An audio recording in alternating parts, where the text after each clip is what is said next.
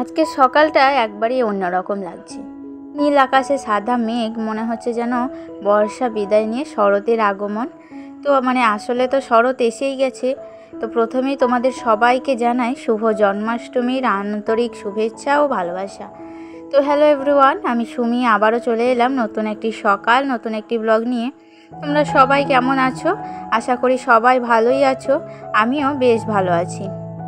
আজকে খুব ভোরে ঘুম থেকে উঠেছি, কারণ ঘড়িতে বাজে তখন বাজছিল প্রায় ওই সকাল 6টা মতো। তো সকালের কাজগুলো সেরে নিয়ে বাসি কাপড়টাও ছেড়ে দিয়েছি, দিয়ে নিজে ফ্রেশ হয়ে প্রথমেই চলে এলাম ঠাকুর ঘরে।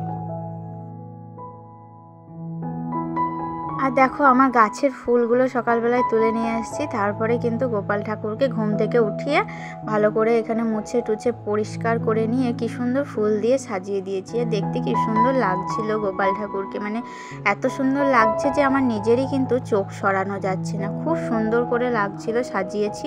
তো যতটুকু পেরেছি ততটুকুই আর কি। অন্যরা তো আরও অনেক কিছু দিয়ে সাজায়, তো আমি কিন্তু অত কিছু না করে যেটুকু আমার সামর্থ্যে আমার মাথায় যেটুকু আইডিয়া এলো, তো সেটুকুভাবেই ঠাকুরকে সাজিয়েছি।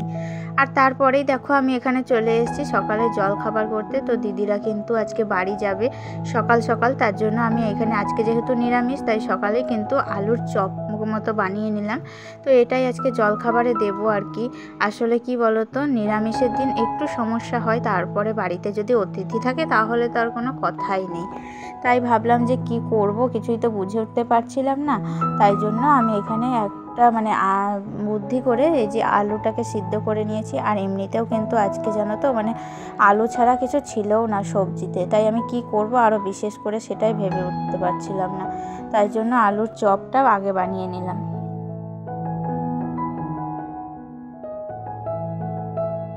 আজকে দেখো, তাই সকালবেলাতেই কিন্তু মাথায় হাত পড়ে গিয়েছিল, কারণ জন্মাষ্টমী একদিকে নিরামিষ, কিছু রান্না করব, কি রান্না করব কিছুই মাথায় আসছিল না। আসলে নিরামিষ হলে আমাদের তেমন সমস্যা হয় না, কিন্তু বাবুর অনেক কষ্ট হয়। আসলে ও নিরামিষ কিছুই খেতে চায় না, শুধু শুকনো ভাত আর একটু ঘি দিয়ে খাওয়াতে হয়, এই আর কি। এখন তো মাছও পাওয়া যাচ্ছে না কদিন থেকে, আর ডিমও খেতে চাইছে না। তাই টানা নিরামিষ খাওয়ারে বাবুর একবারেই কিন্তু পছন্দ হয় না। আর ভাত এখনও খেতেই চাইছে না, কিন্তু কি বলতো, না খেয়ে তো আর থাকা যাবে না। তাই ভাতের পরিবর্তে অন্য কিছু দিয়ে ওর পেট ভরানোর চেষ্টা করি। আর মাঝে মধ্যে ভাত নিয়ে বসাই, একবারেই যদি ভাত না বসাই তাহলে কিন্তু ও ভাত ছেড়ে দেবে, বুঝেছো? তাই ভাত কিন্তু ওকে বসাতেই হয়। আর জলখাবারের শেষ হওয়া মাত্রই কিন্তু আমি একবারে আখা কামাই দিয়ে নিই। একবারে সঙ্গে সঙ্গে ভাতের জন্য আলু কেটে রেখেছিলাম, তো এখানে আলু পোস্ত বানিয়ে নেব আর কি। তো আলুটাকে ভালো করে তেলের মধ্যে দিয়ে যা যা আমাদের রেসিপিগুলো থাকে, ধরো ওই লঙ্কা গুঁড়ো থেকে আরম্ভ করে লবণ আর একটু মিষ্টি দিয়ে ভালো করে পাঁচফোড়ন দিয়ে তেলের মধ্যে একটু আলুটাকে কষতে দিয়েছি। আর পাশে কিন্তু ভাতটাও বসিয়ে দিয়েছি। আসলে দেখবে সকালে জলখাবার পরে যদি গ্যাস অফ করে দিই, তাহলে অন্য কাজে চলে গেলে তখন কিন্তু রান্নাতে আর ঠিক এনার্জি থাকে না। তাই আমি একবারেই গ্যাসটা অফ না করেই ওই আখাতেই একবারে ভাতটা চাপিয়ে দিয়েছি। তো ততক্ষণে দেখো আলুটাকে ওখানে কষতে দিয়ে আমি এদিকে পোস্তটাও বেটে নিচ্ছি। তো পোস্তটা বাটা হয়ে গেলে একবারে কিন্তু ভাত তরকারি আগে রান্না করে নেব, তারপরে অন্য কাজে হাত দেব। প্রথমেই যদি তুমি ওই কাজে হাত দিতে যাও না, তাহলে কিন্তু এই দিকের কাজগুলো আরও পিছিয়ে যাবে, আরও বেলা হয়ে যাবে, তখন কিন্তু আমার এনার্জিটা অনেকটাই কমে যায়। তো যাই হোক, দেখো এখানে কিন্তু পোস্তটা দিয়ে দিয়েছি। তো এখন ভাতটা ওদিকে হয়ে গিয়েছে, তো ভাতটা নামিয়ে নেব। আর এদিকে আমি পোস্তটা ভালো করে কষে নিয়ে তো নামিয়ে নিচ্ছি। তো যাই হোক, রান্নাবান্না শেষের দিকে বিশেষ কিছু আজকে করছি না আর কি। তো যাই হোক, এক তরকারি ভাত আজকে করে নিলাম। তারপরে দেখো আমি স্নান টান সেরে একবারে ফুল রেডি হয়ে গিয়েছি। আর এই যে দেখতে পাচ্ছ, আজকে তো আমাদের বাড়িতে জন্মাষ্টমীর পুজো। তো দেখতেই পাচ্ছ কত সুন্দর একটা তাল। তো তালটাকে ভালো করে ভেঙে নিয়েছি। আর বিশেষ করে ঠাকুরের কাজ করতে আমার কিন্তু খুব ভালো লাগে, কেননা ঠাকুরের কাজ করতে না এক ধরনের বিশেষ শান্তি পাই, জানো তো। তার জন্য দেখো স্নান টান সেরে নিয়েছি, রান্নার কাজটা তার জন্য আরও তাড়াতাড়ি করে আসলে কমপ্লিট করে নিলাম। আর এদিকে এবার তালটাকে ভালো করে ঘষবো। তো আমাদের এদিকে আমি বিয়ের আগে যখন চাল ঘষতাম আর কি। তো তখন কিন্তু আমরা ওদিকে কি করতাম জানো, মানে সেই মানে বাড়ির যে ঝুড়িগুলো হয় তো সেগুলোতে ঘষতাম। তো বিয়ের পর কিন্তু এই যে মইটা দেখছো, তো তাল ঘষা মইয়ে কিন্তু আমি তাল ঘষি আর কি। আমাদের মতো মধ্যবিত্ত সংসারে আয় আর খরচ সবসময় একটু হিসেব করে সামলাতে হয়। কারণ যা রোজগার হয় সেটা দিয়েই সংসারের সব খরচ, বাড়ির নিত্যদিনের বাজার থেকে শুরু করে 12 মাসে 13 পার্বণ, আবার মাঝে মধ্যে অসুখ বিসুখ সবই কিন্তু ওই আয়ের ওপরেই ভরসা করে চালাতে হয়। তাই সব কিছুই করতে হয় অনেকটা বুদ্ধি করে আর নিয়ম মেনে।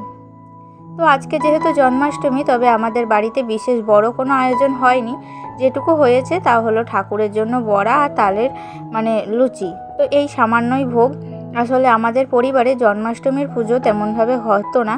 তো একটা পুরনো ঘটনার জন্য বহুদিন ধরেই মানে পুজো পালিত হতো না, কিন্তু কয়েক বছর থেকে হচ্ছে।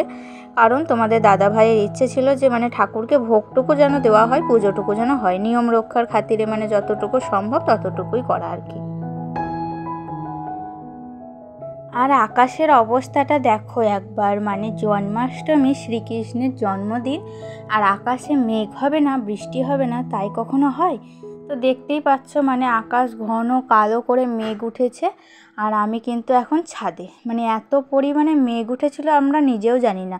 তো দেখি হঠাৎ করে মানে সামনের দিকটা সাদা হয়ে আবার পিছনে কিন্তু ঘন কালো মেঘ, মানে মনে হচ্ছে কিন্তু সজোরে বৃষ্টি এখনই নামবে। এই যে দেখো কি অবস্থা আকাশের। আর বলতে বলতেই ঠিক দেখো বৃষ্টিও কিন্তু শুরু হয়ে গিয়েছে। বাবু দেখছো নিচে কিন্তু ছাতা নিয়ে ঘুরছে। আর মানে অতটাও ক্যামেরাতে স্পষ্ট না বৃষ্টি পড়ছে তা, কিন্তু সত্যি মানে প্রচুর পরিমাণে বৃষ্টি শুরু হয়ে গিয়েছিল। আর এতটাই বৃষ্টি হয়েছিল যে সন্ধে থেকে মানে ছাড়ছিলই না, যে মানে তোমাদের একটু যে বাইরে বেরোবো সেটারও কিন্তু কোনো উপায় ছিল না।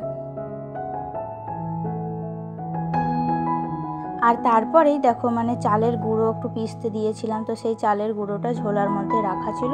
তো আমি ভাবলাম যে মা তো ওইদিকে ব্যস্ত হয়ে গিয়েছে মানে ভোগ ভাজতে, আমি ততক্ষণে এই চাল গুঁড়োটা কৌটোর মধ্যে ঢেলে দিই।